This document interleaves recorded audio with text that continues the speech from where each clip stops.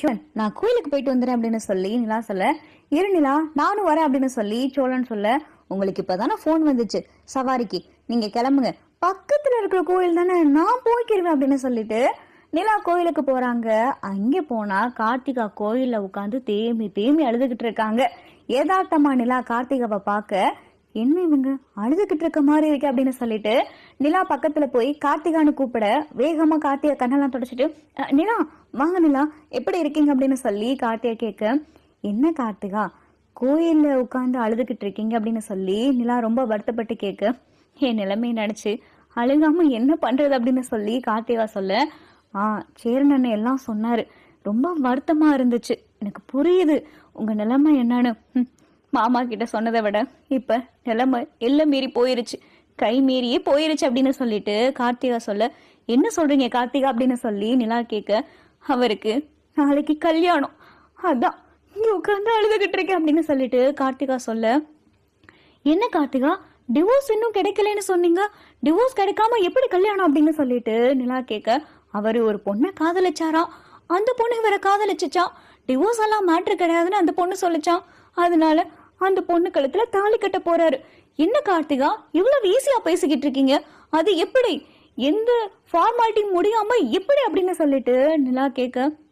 என்ன பண்றது, என்னையும் வேணான்ட்டாங்க, எங்க அம்மா அப்பா போட்ட நகையும் எல்லாத்தையும் வித்துட்டாங்க, இதுக்கு மேல என்ன பண்றது, என்னையும் டிவோர்ஸ் கொடுக்க போறேன்னு சொல்லி எங்க வீட்டுக்கும் அனுப்பி வச்சுட்டாங்க,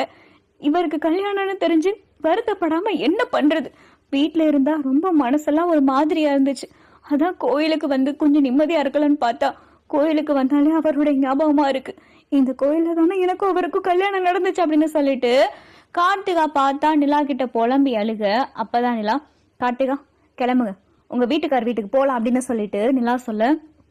என்ன நிலா சொல்ற அப்படின்னு சொல்லி கார்த்திகா கேட்க, ஆமா வாங்க, மருவத்தூர் தானே அந்த ஊரு, இங்க இருந்து பக்கம் தானே, போகலாம் வாங்க, என்னதான் நடக்குதுன்னு பாக்கலாம், என்ன தட்டி கேட்க ஆள் இல்லைன்னு நினைச்சுக்கிட்டு இருக்காங்களா, போலீஸ் கம்ப்ளைண்ட் எல்லாம் கொடுத்தா என்ன ஆகும் உங்களுக்கு எல்லாம் தெரியுமா, ஏன் கார்த்திகா இப்படி பயந்து போயிருக்கீங்க, உங்க அம்மா அங்க அப்படி வந்து சண்டை போடுவாங்க, சேரண்ணா வீட்டுக்கு வந்து அப்படி கத்துவாங்க, இப்போ உங்க வாழ்க்கையில மட்டும் ஏன் இப்படி அமைதியா இருக்காங்க, போலீஸ் கம்ப்ளைண்ட் கொடுத்து தூக்கி உள்ள வைக்க வேண்டியதானே, என்ன அவங்க நல்லதா செஞ்சிருக்காங்க, சேரண்ணா எல்லாம் சொன்னாரு, உங்களை நம்ப வச்சு ஏமாத்தி இருக்காங்க, சொந்த வீடு இருக்கு அது இதுன்னு சொல்லி, இப்ப நீங்க வந்து உங்க நகையெல்லாம் கிடைச்சதுக்கு அப்புறமா உங்களை அனுப்பி விட்டுட்டாங்க, என்ன நினைச்சுக்கிட்டு இருக்காங்க, கிளம்புங்க கார்த்திகா போலாம் அப்படின்னு சொல்லிட்டு நிலா வலுக்கட்டாயமா கார்த்திகா கூப்பிட, நிலா நிலா வேணா நிலா அப்படின்னு சொல்லி கார்த்திகா சொல்ல, என்ன கார்த்திகா வேணா, உங்க வாழ்க்கையை காப்பாத்திக்கணும்னு உங்களுக்கு தோணலையா, ஏதா இருந்தாலும் விட்டு கொடுத்துட்டு இப்படி உட்காந்து அழுதுகிட்டு இருப்பீங்களா, பொண்ணுங்கன்னா அப்படி அழுதுகிட்டே இருந்தா ஆம்பளைங்க ஏறி மேய்ஞ்சிட்டு போயிருவாங்க, வாங்க போலாம் அப்படின்னு சொல்லிட்டு வேகமா நிலா கார்த்திகா கையை பிடிச்சு இழுத்துட்டு கார்த்திகாவுடைய வீட்டுக்கார் வீட்டுக்கு கூட்டிட்டு போக, வாசல்ல நிலாவும் கார்த்திகாவும் நிக்கிறாங்க, வீட்டுல யாரு வெளியே வாங்க அப்படின்னு சொல்லி நிலா கூப்பிட, வேகமா வீட்டுக்குள்ள இருந்து கார்த்திகாவுடைய மாமனாரு மாமியாரு கார்த்திகா புருஷன் எல்லாரும் வராங்க. என்னடி ஆளை கூட்டிட்டு வந்து பஞ்சாயத்து பண்ண போறியா அப்படின்னு சொல்லி கார்த்திகாவுடைய மாமனார் மாமியார் பேசவும், ஆமாங்க பஞ்சாயத்து பண்றதுக்கு தான் வந்திருக்கோம் அப்படின்னு சொல்லி நிலா சொல்ல, என்னடி வாயை மூடிக்கிட்டு அமைதியா இருப்பேன்னு பார்த்தா நாளைக்கு என் பிள்ளைக்கு கல்யாணம்னு தெரிஞ்சுக்கிட்டு பிரச்சனை பண்ண போறியா அப்படின்னு சொல்லி கார்த்திகாவுடைய மாமனார் மாமியார் சொல்லவும், என்னங்க நினைச்சுக்கிட்டு இருக்கீங்க, போலீஸ் கம்ப்ளைண்ட் ஒன்னு கொடுத்தா என்ன ஆகும்னு தெரியும்ல அப்படின்னு சொல்லிட்டு நிலா சொல்லவும், போலீஸ் கம்ப்ளைண்டா, என்ன போலீஸ் கம்ப்ளைண்ட், கல்யாணம் ஆகி 8 மாசம் ஆச்சு, இவ வயித்துல ஒரு புள்ள பூச்சி உண்டாச்சா, எங்க குடும்பத்தை தலைக்க வைக்க இவளுக்கு வக்கு இல்ல, இவளுக்கு வக்கு இல்லாததுனால என் பிள்ளை இன்னொரு பொண்ணை கல்யாணம் பண்ணிக்கிற போறா, போலீஸ் கம்ப்ளைண்ட் ஆம்ல போலீஸ் கம்ப்ளைண்ட், நாங்க பார்க்காத போலீஸ் கம்ப்ளைண்ட் அப்படின்னு சொல்லிட்டு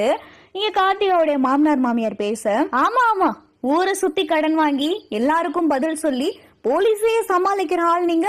போலீஸ் கம்ப்ளைண்ட்டுக்கு பயப்படவா போறீங்க அப்படின்னு சொல்லிட்டு நிலா பேச, அப்பதான் கார்த்திகா புருஷன் அமைதியாவே நின்னுகிட்டு இருக்காரு. என்னங்க மிஸ்டர் அஸ்வின் பாத்துக்கிட்ட சும்மாவே நிக்கிறீங்க, எப்ப பார்த்தாலும் இப்படிதான் சும்மாவே நிப்பீங்களா, நீங்க வீட்டுக்கு வந்திருந்தப்ப ரொம்ப நல்லால பேசுனீங்க, கார்த்திகாவை நான் நல்லா பாத்துக்கிறேன், நீங்களாம் வீட்டுக்கு வாங்க அப்படியே பவ்யமா இருந்தீங்க, இப்ப என்ன உங்களுடைய சுயரூபலாம் வெளியே வந்துகிட்டு இருக்கு, இப்ப பேசுங்க அப்படின்னு சொல்லிட்டு நிலா சொல்ல, அப்பதான் கார்த்திகா புருஷன், என்ன கார்த்திகா ஆளை கூட்டிட்டு வந்துட்டு பிரச்சனை பண்ணிக்கிட்டு இருக்கியா, நீதான் வேணான்னு சொல்லி விவாகரத்துக்கு போயாச்சே அப்புறம் என்ன அப்படின்னு சொல்லிட்டு கார்த்திகா புருஷன் சொல்லவும், ஒரு நிமிஷம் உங்ககிட்ட தனியா பேசணும் அப்படின்னு சொல்லி நிலா சொல்லவும், அதெல்லாம் ஒன்றும் தேவையில்லை, நீங்க முதல்ல கிளம்புங்க அப்படின்னு சொல்லிட்டு கார்த்திகாவுடைய மாமனார் மாமியார் சொல்ல, அப்பதான் கார்த்திகா, நிலா வா நிலா போலாம் அப்படின்னு சொல்லி கார்த்திகா கூப்பிட, கார்த்திகா கொஞ்ச நேரம் அமைதியா இருங்க அப்படின்னு சொல்லிட்டு நிலா சொல்லவும், அஸ்வின் உங்ககிட்ட தான் பேசிக்கிட்டு இருக்கேன், உங்ககிட்ட ஒரு 5 நிமிஷம் தனியா பேசணும், வாங்க உங்களை ஒண்ணும் செஞ்சிட மாட்டேன் அப்படின்னு சொல்லி நிலா கூப்பிட, அஸ்வினும் பார்த்தா வராரு. என்னங்க நினைச்சுக்கிட்டு இருக்கீங்க? உங்களை மட்டுமே நம்பி அந்த பொண்ணுடைய அம்மா அப்பா மாமான்னு சொல்லி அவ்வளவு நகை போட்டு அந்த ஊர்ல இருந்து இந்த ஊருக்கு கட்டி கொடுத்து அனுப்பி விட்டா,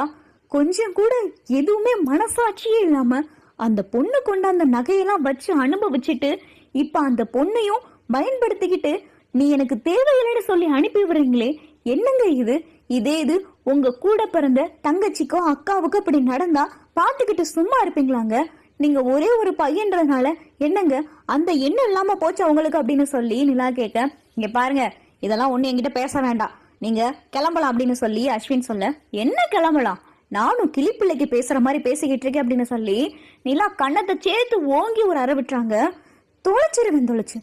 என்னடா பேசிக்கிட்டு இருக்க? ஒரு பொண்ணுடைய வாழ்க்கையை சீரழிச்சிட்டு இன்னொரு பொண்ணுக்கு நீ வாழ்க்கை கொடுக்க போற, அந்த வாழ்க்கை உனக்கு எப்படிடா நிலைக்கும்? நீ இப்ப கார்த்தியாவுக்கு செஞ்சிருக்கியே இதே வேலைய நாளைக்கு உனக்கு கல்யாணம் நடக்க போதே, அந்த பொண்ணு இப்படி வந்து உன்னைய ஏமாத்திட்டு உன்கிட்ட இருக்கிற நகை பணம்னு சொல்லி உங்க அம்மா அப்பா மொத்தம் எல்லாத்தையும் நடுத்தர்ல நிக்க வச்சு அந்த பொண்ணு வேற ஒருத்தன் கூட போனாலும் வை, உனக்கு எப்படி இருக்கும்? அதே மாதிரிதானடா பொண்ணுங்கன்னா லேசா போச்சா உனக்கு அப்படின்னு சொல்லிட்டு இங்க நிலா நாக்கப்படுங்கிற மாதிரி கேட்க கார்த்திகா பயங்கரமான அதிர்ச்சியோட பாத்துக்கிட்டு இருக்காங்க. அஸ்வினுக்கு என்ன பேசுறதுன்னு தெரியல. கார்த்திகா கூட நீ ஒழுங்கா குடும்பம் நடத்தி நல்லபடியா வாழ்ற, அதை விட்டுட்டு வேற ஒரு பொண்ணு கல்யாணம் பண்ண போற அப்படி இப்படின்னு தெரிஞ்சிச்சுன்னு வை, உன்னைய எங்க அப்பா எப்படிப்பட்ட ஆள் தெரியுமா? பெரிய பிசினஸ் மேன், உன்னைய உயிரோட எங்க அப்பாட்ட சொல்லி கொன்னு புதைச்சிருவேன் பாத்துக்க. நான் போலீஸ் ஸ்டேஷன் போக மாட்டேன், எங்க அப்பா பெரிய ஆளு, அவருக்கு தெரியாத அடியாளெல்லாம் கிடையாது. நீ உயிரோட இருக்கணும், உன் அம்மா அப்பாலாம் உயிரோட இருக்கணும்னு நினைச்சேனா கார்த்தியா கூட ஒழுங்கா குடும்பம் நடத்து, இல்ல எனக்கு உயிரெல்லாம் பெருசா கிடையாது அப்படின்னு நினைச்சேனா